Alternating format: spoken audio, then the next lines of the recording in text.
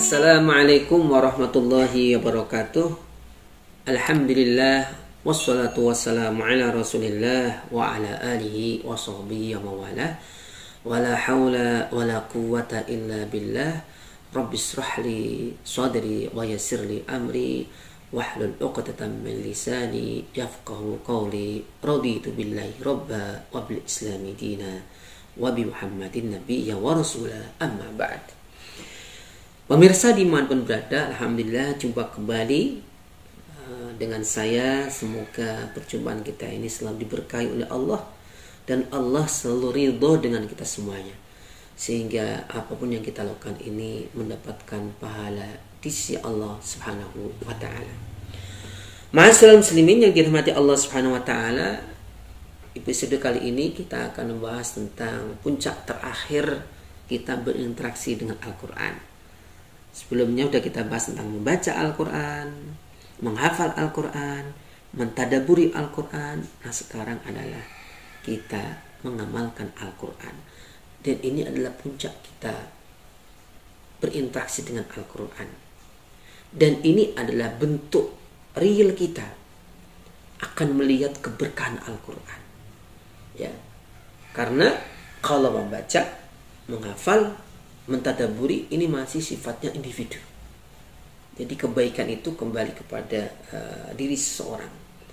Tapi ketika Al-Quran ini diimplementasikan, diamalkan, maka keberkahannya akan meluas. Semua orang akan bisa melihat keindahan Al-Quran. Ya, sebagai contoh misalkan, ketika kita tahu bahwa Al-Quran menyuruh kita ketika kita bertransaksi dengan jujur, tidak mengandung riba, tidak mengandung bunga, ya, maka kebaikan Al-Quran, keberkahan Al-Quran ini bisa dirasakan oleh semua orang. Ya, orang semua merasa senang. Kan tidak ada orang yang mau ditipu, tidak ada orang yang mau didolimi. Nah, ketika kita mengamalkan, ya, misalkan kita sebagai pembisnis mengamalkan jual beli kita dengan jujur, ya, memberikan pelayanan yang terbaik. Dan itu semuanya adalah merupakan bentuk nilai-nilai yang diajarkan oleh Al-Quran. Maka kebaikan Al-Quran, keberkahan Al-Quran akan dirasakan oleh seluruh manusia. Itulah rahasianya, ya, para pendahulu kita, di mana mereka tidak berhenti dalam membaca Al-Quran, tidak berhenti dalam menghafal Al-Quran, tidak berhenti dalam mendiskusikan Al-Quran atau mentadaburi Al-Quran, tapi mereka terjun ke lapangan untuk mengamalkan apa yang ia dapatkan dari bacaannya, dari tadaburnya Al-Quran. Nah, karena itulah ma'asyiral muslimin yang dirahmati Allah SWT, akhirnya mereka mampu menciptakan peradaban Al-Quran.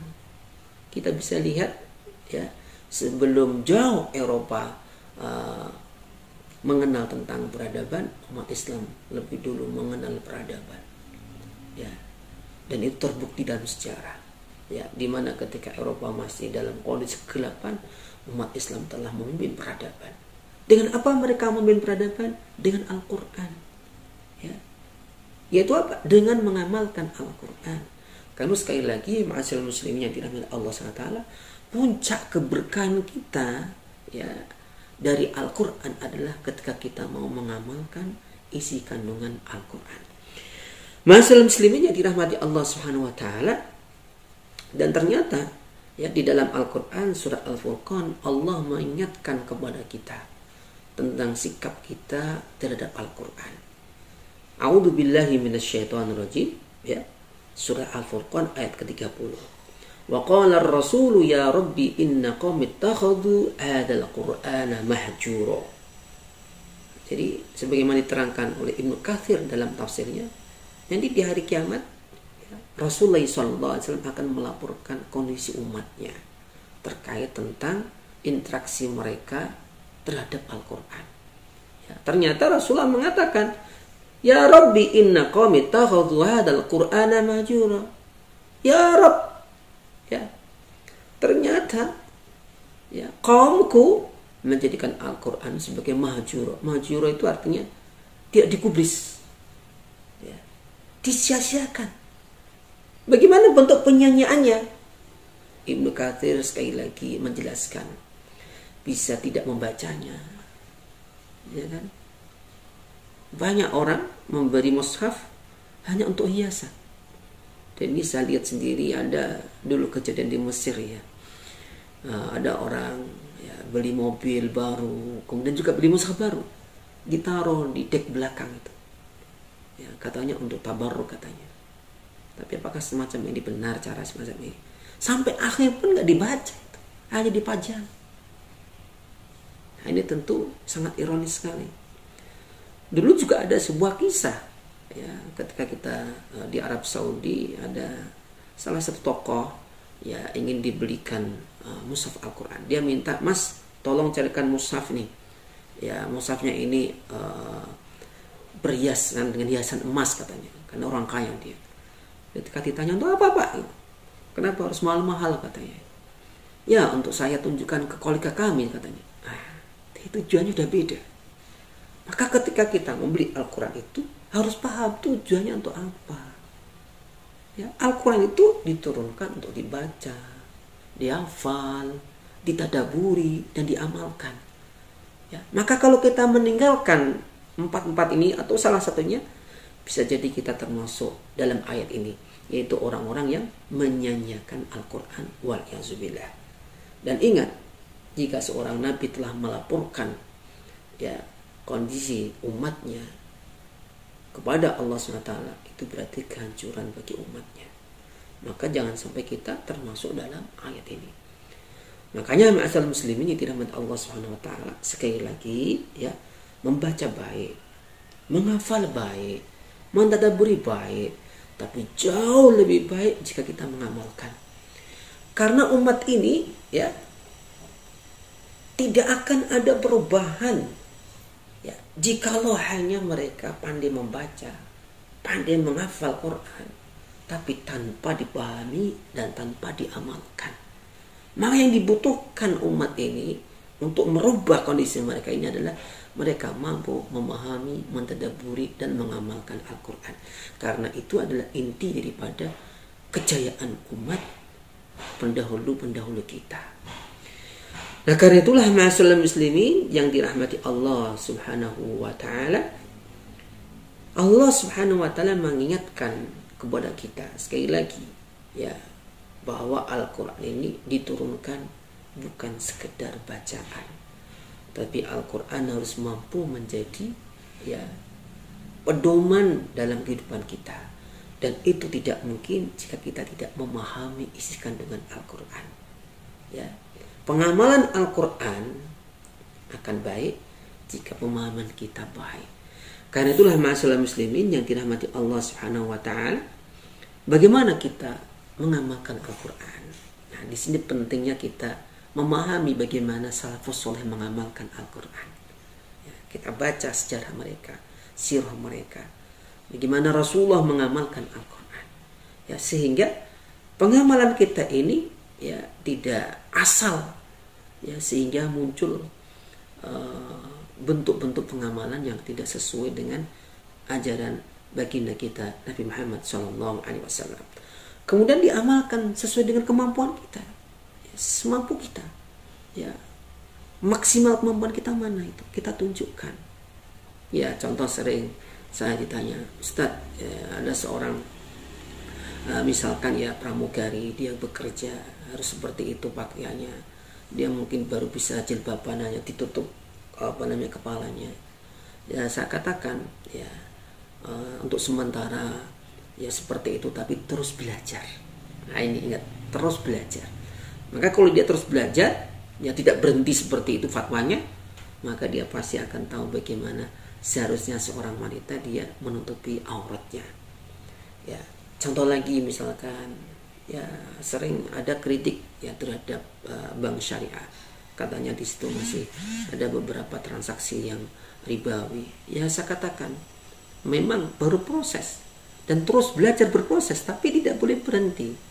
Maka ada kaidah mala yudrak kulluh la yudrak julluh. Jadi sesuatu yang tidak bisa dilakukan ya secara penuh, maka jangan ditinggal semuanya. Maka saya katakan manusia ini berproses. Ya, jangan sampai berhenti di situ. Maka kalau teman-teman yang berhijrah itu ya terus belajar. Ya sama kita semua, saya, pemirsa semuanya terus belajar. Karena ilmu ini harus diupdate terus. Ya, jangan menyukupkan diri kita. Problem kita itu kadang kita menyukupkan ilmu kita. Itu udah dari kiainya itu udah itu terus. Ya, setiap pendapat yang bertentangan dianggap sesat atau dianggap tidak benar, ini salah. Jadi harus mau terbuka, membaca lagi, belajar lagi terus. Ya, dan itu adalah rahasianya kita, bagaimana kita mampu untuk lebih mengeksplorasi, ya, mendalami Al-Quran. Karena Al-Quran ini semakin kita dalami ini, ya, semakin akan menemukan berbagai macam mutiara yang kita tidak temukan ketika kita hanya mendekatinya saja. Nah, kemudian apa? Ya, harus kita paham tentang fikih dakwah. Ya, orang hafal Quran, tapi kalau nggak memahami Al-Quran kan baik, bisa jadi masalah. Masih ingat kisah Abdurrahman bin Muljam? Dia seorang penghafal Quran. Tuh, ya. Tapi ternyata dia apa? Termasuk ahli neraka. Karena apa? Membunuh, ya, seorang sahabat Rasulullah SAW yang bernama Ali bin Abi Thalib. Dia seorang penghafal Quran. Ya. Bahkan kalau kita lihat silsilah sanadnya itu termasuk, ya, Mukri, ya, pembaca Al-Quran di Mesir. Tapi kenapa bisa terjadi semacam itu? Karena pemahaman yang salah. Maka perlunya kita memahami Al-Quran mengikuti dalam koridor, ya, pemahaman Rasulullah dan salafus soleh. Kemudian juga kita harus memahami fikih ikhtilaf. Ini penting sekali. Jadi kita bolehlah kita mengatakan, ayo kita kembali pada Al-Quran dan Sunnah. Oke. Dan itu memang keharusan kita setiap Muslim seperti itu. Jadi pedoman kita bersama. Tapi kita juga harus paham adanya perbedaan di antara umat, ya, terutama terkait tentang hal yang sifatnya cabang furu fikih. Fikih itu pasti berbeda. Maka kita tidak boleh saling menyalahkan. Kalau mau ya diskusi baik-baik, ya, kita saling tabayun, bukan saling menyerang lewat media sosial, ya, sehingga ini akan memperuncing umat. Ya, umat akhirnya merasa diadu domba. Dan hati-hati, ada orang pihak-pihak yang suka memang mengadu domba di antara umat. Maka kita berharap para tokoh-tokoh ini mampu memahami namanya fikul ikhtilaf, ya, fikih perbedaan. Ya, mana yang tidak boleh berbeda, mana yang kita boleh berbeda. Yang tidak boleh berbeda itu hanya satu, yaitu apa? Masalah akidah. Ya, masalah usul akidah, pokok-pokok akidah itu yang kita tidak boleh berbeda. Nah, kemudian juga tidak boleh ekstrim dalam mengamalkan Al-Quran. Maka orang Islam itu disebut dengan wasato. Ya, dia tengah-tengah, dia la ifrat wala tafrid. Ya, tidak pula keras, ya, tasyaddud, tidak pula meremehkan atau gampangkan. Ini dua kutub yang tidak menjadi pilihan dalam Islam. Islam ini tengah-tengah. Nah, yang paling utama tentunya adalah ketika kita mengamalkan harus dasari keikhlasan hanya karena Allah SWT. Karena ikhlas inilah, walaupun pengamalan kita baru bisa sedikit, ya, pengamalan kita ini belum bisa banyak, tapi kita ikhlas betul karena Allah SWT, bisa jadi Allah memberkainya, sehingga itu menjadi keberkahan bagi seluruh manusia. Inti utamanya adalah ikhlas karena Allah Subhanahu wa Ta'ala. Saya kira cukup sekian. Semoga mendorong kita untuk mengamalkan Al-Quran. Dan kita selalu berharap semoga saya, pemirsa semuanya, diberikan kemampuan oleh Allah untuk mengamalkan Al-Quran dan diberkahi hidup kita, keluarga kita semuanya. Terima kasih. Assalamualaikum warahmatullahi wabarakatuh.